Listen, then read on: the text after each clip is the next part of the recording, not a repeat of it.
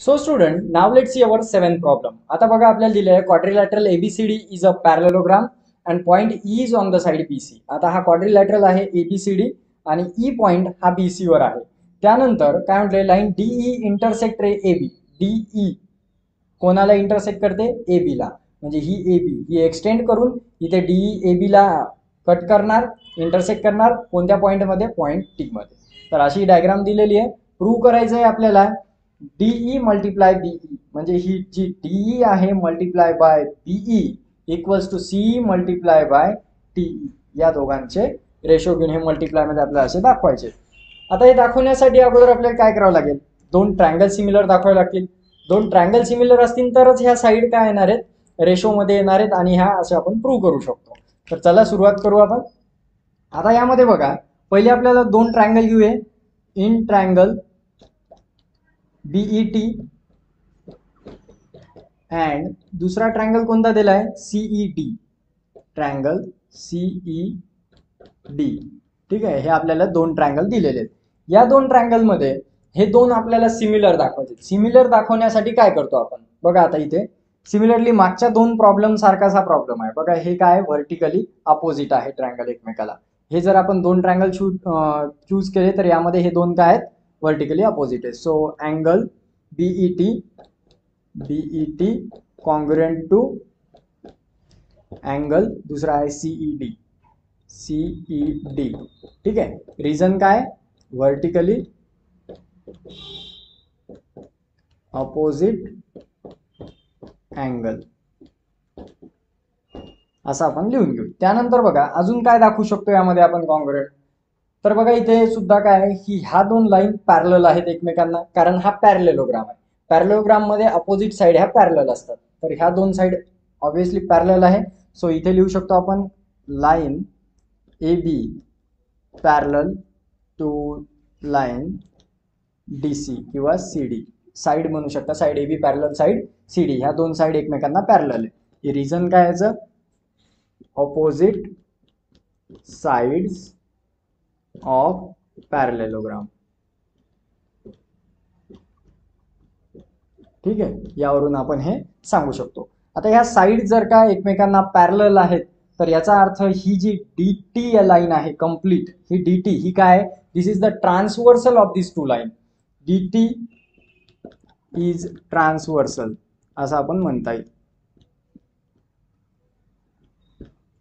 Transversal. ठीक आहे. So आता ही जर ट्रान्सवर्सल आहे तर याचा अर्थ की हे जे दोन अँगल आहेत, कोणते दोन अँगल, B आणि C, हे दोन अँगल काय आहेत, अल्टरनेट अँगल आहेत. कारण हे ट्रान्सवर्सल मुळे तयार झालेले आहेत तिथे. किंवा आपण D आणि T सुद्धा दाखवू शकतो.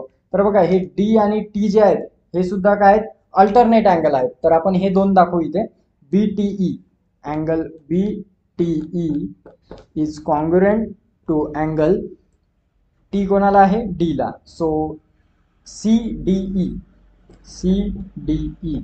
रिझन काय, अल्टरनेट अँगल.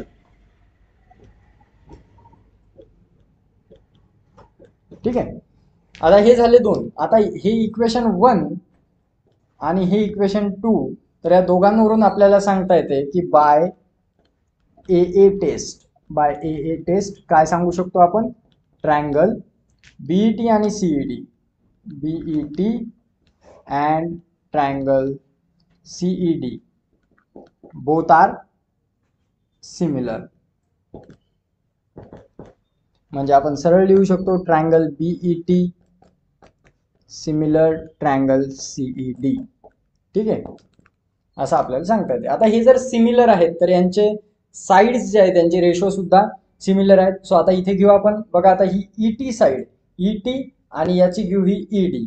तर ET divide by ED equals to BE आणि EC, BE अपॉन EC. हे एकमेकांना इक्वल आहेत. आता यांचं जर क्रॉस मल्टिप्लिकेशन केलं तर बघा काय होते, यालाच आपण असं लिहू शकतो ET multiply by EC equals to ED multiply by BE. आणि बघा आपलं उत्तर आलेलं आहे. हेच आपल्याला प्रूव्ह करायचं होतं.